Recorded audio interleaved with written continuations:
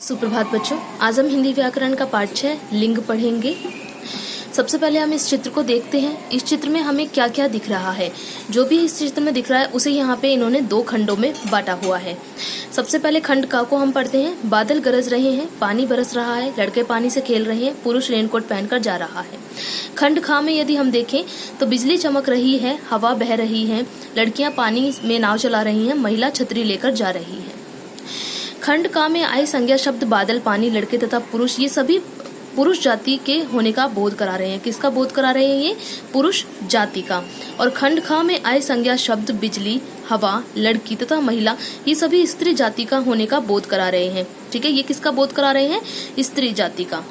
इन शब्दों से पुरुष और स्त्री जाति के होने का पता लिंग के कारण चलता है। किसके कारण पता चलता है? लिंग के कारण। ठीक है, यदि हम सटीक परिभाषा कहें तो हम कह सकते हैं संज्ञा शब्द के जिस रूप से उसके पुरुष या स्त्री जाति के होने का पता चलता है उसे लिंग कहते हैं। क्या कहा इन्होंने? संज्ञा शब्द के जिस रूप से हमें ये पता चले कि जो व्यक्ति है या कोई जीव है या कोई वस्तु है वो पुरुष जाति की है या स्त्री जाति की, वो हमें पता चल जाए तो उसे हम लिंग कहते हैं। ठीक है, लिंग के कारण ही हमें पता चलता है कि कौन पुरुष है और कौन स्त्री। अब हम बात करते हैं लिंग के भेद के बारे में। लिंग के दो प्रकार के भेद होते हैं, एक होता है पुल्लिंग, एक होता है स्त्रीलिंग। पुल्लिंग वो है जिसके अंतर्गत पुरुष जाति का बोध कराया जाता है। स्त्रीलिंग जहाँ पे हमें स्त्री जाति का पता चलता है। सबसे पहले हम पुल्लिंग की बात कर लेते हैं। जिन संज्ञा शब्दों से पुरुष जाति के होने का पता चलता है उन्हें पुल्लिंग शब्द कहते हैं, जैसे लड़का, ठीक है, आचार्य, शिष्य, घोड़ा, प्रिय। ठीक है, आगे की यदि हम बात करें तो आगे है स्त्रीलिंग। जिन संज्ञा शब्दों से स्त्री जाति के होने का पता चलता है उन्हें स्त्रीलिंग शब्द कहते हैं, जैसे लड़की, आचार्या, शिष्या, घोड़ी, प्रिया आदि। ठीक है, अब हम लिंग की पहचान को जान लेते हैं। संज्ञा शब्द दो प्रकार के होते हैं, प्राणीवाचक और अप्राणीवाचक। संज्ञा शब्द आपको याद होगा जहाँ पे किसी भी स्थान या व्यक्ति का नाम होता है, मतलब किसी भी चीज का जब हम नाम देखते हैं तो उसे हम संज्ञा कहते हैं। तो दो तरह के होते हैं, एक तो प्राणीवाचक यानी जिनके अंदर प्राण है, यानी मनुष्य या जानवर, और अप्राणीवाचक यानी वे चीज जो निर्जीव हैं, जो सांस नहीं ले सकती, जैसे कि किताब, मेज, पेंसिल, पंखा। ठीक है, ये सब चीजें क्या है? अप्राणीवाचक है, यानी जिनके अंदर प्राण नहीं है। प्राणीवाचक शब्दों का लिंग पहचानना तो सरल है। ठीक है, जो प्राणीवाचक होते हैं उनका लिंग तो हम आराम से पहचान सकते हैं। यदि वे पुरुष जाति के हैं तो पुल्लिंग, और यदि वे स्त्री जाति के हैं तो स्त्रीलिंग। यानी कि पुरुष जाति यानी कि वो कोई लड़का है, आदमी है, ठीक है, पुरुष है मतलब, तो वो पुरुष पुल्लिंग में आ गया। और अगर कोई महिला है, औरत है, लड़की है, यानी वो स्त्री जाति से, तो वो स्त्रीलिंग हो गई। तो प्राणीवाचक को पहचानना तो आसान है। इनके अलावा कुछ अप्राणीवाचक संज्ञाएं सदैव स्त्रीलिंग होती हैं। ठीक है, सदैव स्त्रीलिंग होते हैं, साथ ही कुछ होते हैं जो सदैव पुल्लिंग रहते हैं। उनका हम पहचान हम बाद में देख लेंगे किस तरह से करते हैं। सबसे पहले हम इसे पढ़ते हैं।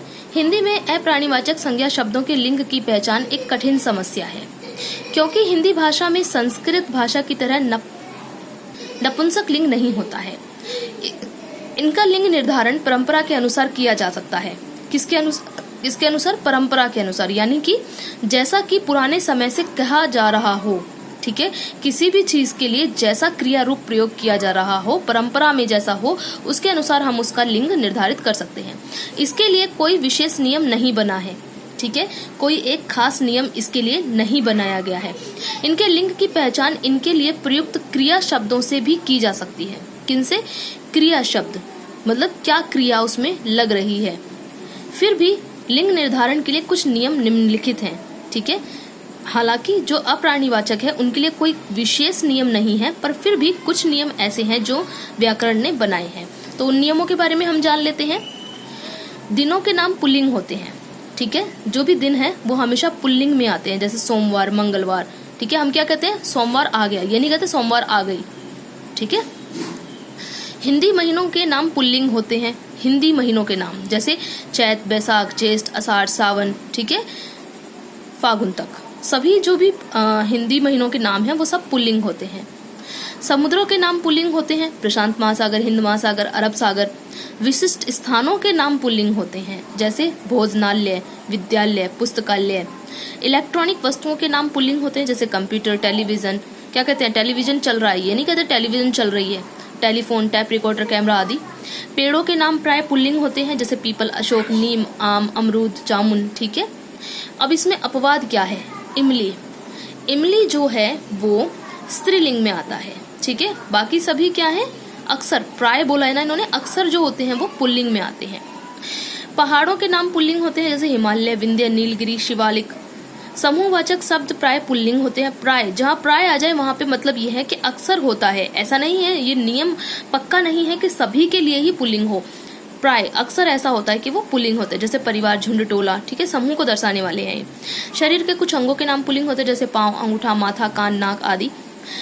ठीक है, देशों के नाम पुल्लिंग होते हैं, जैसे जापान, अमेरिका, भूटान, नेपाल। ठीक है, पर लेकिन इसमें अपवाद है, श्रीलंका जो है वो स्त्रीलिंग में आ जाता है।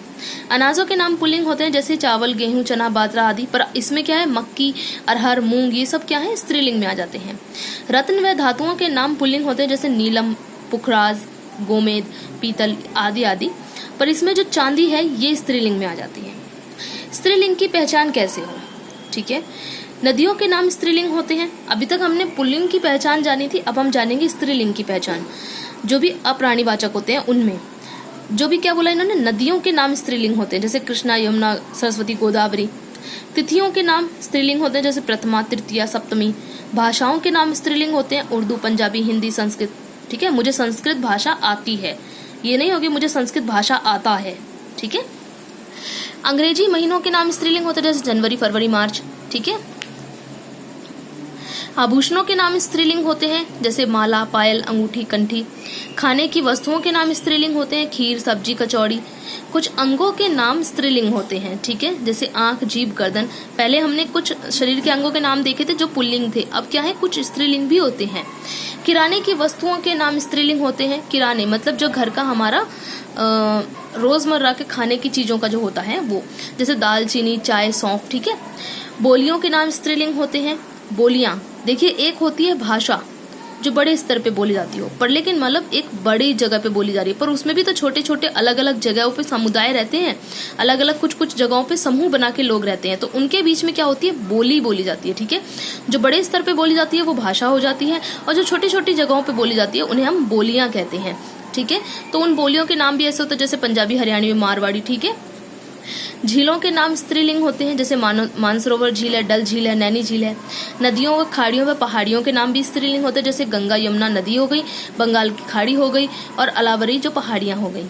नित्य पुल्लिंग शब्द, नित्य पुल्लिंग शब्द वे शब्द होते हैं जो हमेशा पुल्लिंग ही रहेंगे। ठीक है, खास तौर पे ये हमें जानवरों में देखने को मिलते हैं। ठीक है, मनुष्य को छोड़ के जो भी प्राणीवाचक होते हैं, जीव जो होते हैं, उनमें हमें देखने को मिलते हैं। नित्य पुल्लिंग में जैसे कि खरगोश, हम खाली एक के उदाहरण से ही मैं आपको समझाने का प्रयास करती हूँ। जैसे मान लीजिए खरगोश है, अब हम खरगोश कहते हैं, चाहे वो महिला में हो, मतलब स्त्री में हो, चाहे वो पुरुष में हो, हम दोनों को ही खरगोश कहते हैं। पर लेकिन जब हमें इसमें ये बताना हो, हमें लिंग के बारे में बताना हो कि ये कौन सा लिंग है, तो क्या करेंगे, हम इसके आगे हम मादा जोड़ देंगे। ठीक है, मादा खरगोश, जिससे हमें पता चल जाएगा कि ये स्त्रीलिंग में है। इसी प्रकार तोता, गरुड़, मच्छर, चीता, उल्लू, सब ये सब क्या है, ये पुल्लिंग है, नित्य पुल्लिंग है। ठीक है, इनके अंदर हम देखो इसमें बता भी रखा है कि इनका स्त्रीलिंग रूप बनाने के लिए इनके पहले मादा शब्द जोड़ा जाता है, जैसे मादा चीता, मादा उल्लू। ठीक है, अब इसी प्रकार नित्य स्त्रीलिंग भी होते हैं, यानी कि जैसे छिपकली, अब वो चाहे पुरुष पुल्लिंग में आए चाहे स्त्रीलिंग में, हम इसे छिपकली ही कहेंगे। ठीक है, ऐसा नहीं है कि वो पुरुष में है तो उसको हम छिपकला कह देंगे, नहीं, इसे हम छिपकली ही कहेंगे। तो यहाँ पे क्या हो जाएगा, हम इसके आगे क्या, नर जोड़ देंगे। देखिए, नित्य स्त्रीलिंग शब्द, इन्हें पुल्लिंग बनाने के लिए नर शब्द जोड़ा जाता है, जैसे नर छिपकली, नर मछली, नर कोयल। ठीक है, अब हम बात करते हैं पुल्लिंग से स्त्रीलिंग बनाने के नियम। याद रखना, ये पुल्लिंग से स्त्रीलिंग बनाने के नियम है। ठीक है, और जब कभी हमें स्त्रीलिंग से पुल्लिंग करना होगा तो जो हमने नियम इसमें जोड़े हैं उनको हम हटा देंगे, तो वो स्त्रीलिंग से पुल्लिंग बन जाएगा। ठीक है, तो चलिए जानते हैं पुल्लिंग से स्त्रीलिंग कैसे करते हैं।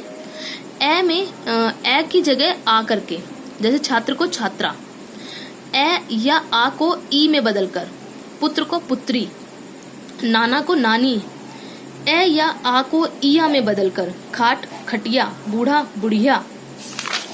इसी प्रकार आनी आणी जोड़कर, ठीक है, आनी या आणी जोड़कर, जैसे जेठ जेठानी, पठान पठानी, ठीक है। और जैसे इंद्र इंद्राणी, ठीक है।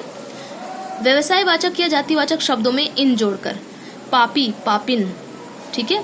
धोबी धोबिन, व्यवसायवाचक यानी कि जो हमारे व्यवसाय को दर्शाते हों ऐसे संज्ञा शब्द। और जातिवाचक तो आप जानते ही हैं, जिसमें पूरी जाति के बारे में बात की जाती है, वे संज्ञा शब्द। तो कहार कि क्या है, ये व्यवसायवाचक है, तो कहारिन, ठीक है। कुछ संज्ञा शब्दों के अंत में आइन जोड़कर, ठीक है। गुरु का गुरुआइन, हलवाई का हलवाइन, अक को इका करके, ठीक है। लेखक को लेखिका, चालक को चालिका, नी प्रत्यय का प्रयोग करके सिंह को सिंगनी, जाट को जाटनी, मान को मति तथा वान को वती बनाकर बुद्धिमान को बुद्धिमती, बलवान को बलवती। तत्सम शब्दों में ता का त्री करने से, जैसे दाता का दात्री, विधाता का विधात्री, ठीक है। आगे है पूर्ण परिवर्तन करके।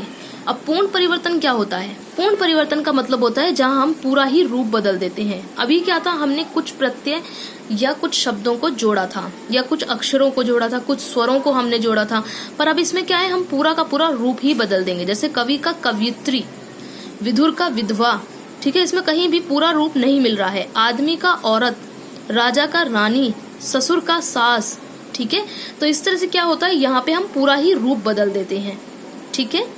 तो ये था आपकी आज की कक्षा लिंग के लिए, जिसमें हमने जाना कि लिंग क्या है, लिंग के कितने भेद हैं, इनके क्या क्या नियम हैं, और प्राणीवाचक और अप्राणीवाचक दोनों में ही हम लिंगों का निर्धारण कैसे करते हैं। मैं आपको एक बात बताना चाहूंगी, अप्राणीवाचक में जब भी हम लिंग का निर्धारण करते हैं, जो हमें इन्होंने पहचान बताई है वो तो ठीक है, पर लेकिन इसके साथ साथ आप एक वाक्य इसमें जोड़कर देख सकते हैं, क्योंकि हम इसमें अप्राणीवाचक का हम क्रिया शब्दों से पता करते हैं। तो जैसे मान लीजिए कोई भी अप्राणीवाचक शब्द आ जाए, जैसे कि मेज, उसके साथ आप क्या करोगे, टूट गया या टूट गई। अब व्यवहार के हिसाब से आप जानोगे इस चीज को, ठीक है। अगर मेज है तो उसको हम क्या कहेंगे, टूट गई, तो क्या हुआ, वो स्त्रीलिंग में आ गई क्योंकि वो टूट गई। अभी हम क्या कहेंगे, पंखा एक शब्द ले लेते हैं, तो पंखा क्या है, पंखा टूट गया, तो क्या हो गया, वो पुल्लिंग में आ गया। तो आप किसी भी जगह पे टूट गया या टूट गई शब्द का वाक्य क्रिया का प्रयोग करके ये जान सकते हैं कि कौन सा लिंग यहाँ पे सटीक बैठेगा, ठीक है बच्चों। तो आपका आज का ये पाठ पूरा हो चुका है। अब आप इसका अभ्यास बड़े ही आराम से कर सकते हैं। फिर भी अगर आपको इसका अभ्यास करने में कोई परेशानी या कठिनाई हो तो मुझे व्हाट्सएप पे मैसेज करके पूछ सकते हैं।